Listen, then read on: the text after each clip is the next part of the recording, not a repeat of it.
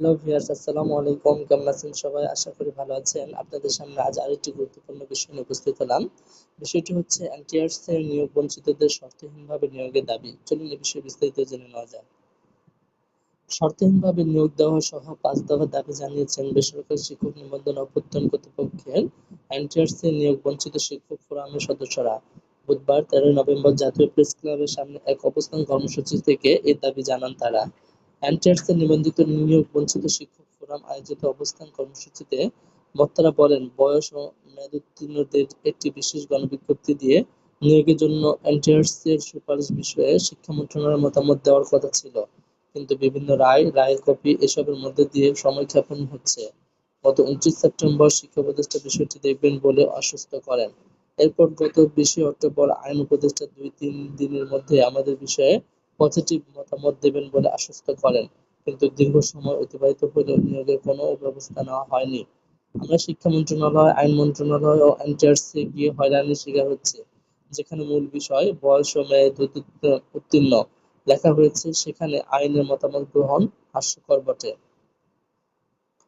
তারা বলেন, যখন আইনগতভাবে যোগ্য ছিলাম তখন তারা আমাদের নিয়োগ দেয়নি, আর এখন নিয়োগযোগ্য নয় বলে অন্ধকারে ঠেলে দিচ্ছে। বিভিন্ন অজুহাতে তারা প্রহসন করে চলেছে। গত ৩ বছর ধরে লাগাতার আন্দোলনের মধ্য দিয়ে আমরা নিয়োগের দাবি জানিয়ে আসছি, কিন্তু কোনোভাবেই নিয়োগ দেওয়া হচ্ছে না।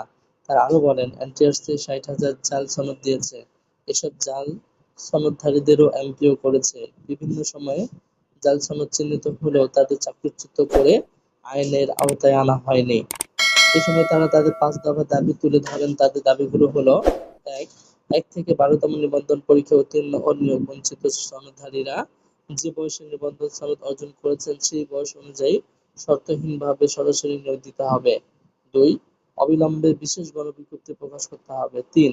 ১ থেকে ১২ নিবন্ধনে উত্তীর্ণদের জন্য মেরিট অনুযায়ী পৃথক ডাটাবেজ তৈরি ও সংরক্ষণ করতে হবে। ৪. এই ১২টি ব্যাচের নিয়োগ না হওয়া পর্যন্ত অন্যদের পরীক্ষা নেওয়া ও পরবর্তী ব্যাচের নিয়োগ বন্ধ রাখতে হবে। ৫.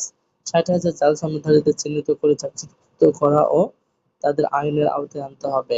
এ সময় অবস্থান কর্মসূচিতে উপস্থিত ছিলেন সংগঠনের সভাপতি নীলিমা চক্রবর্তী, সাধারণ সম্পাদক কামরুল ইসলাম, সহ-সভাপতি জান্নাতুল ফেরদৌসী, দপ্তর সম্পাদক দুলাল মিয়া, সাংগঠনিক সম্পাদক সুমন দাস, মারুফ হোসেন, সামিউল আলম, নুরুদ্দিন, প্রসেনজিৎ বারৈ, ইব্রাহিম খলিল, কার্যনির্বাহী সদস্য আজিমউদ্দিন, শাহানারা পারভীন জনু প্রমুখ। হ্যালো ভিউয়ার্স, আপনারা যদি আমাদের চ্যানেল নতুন হয়ে থাকেন, চ্যানেলটি সাবস্ক্রাইব করে পাশের বেল আইকনটি বাজিয়ে দিন।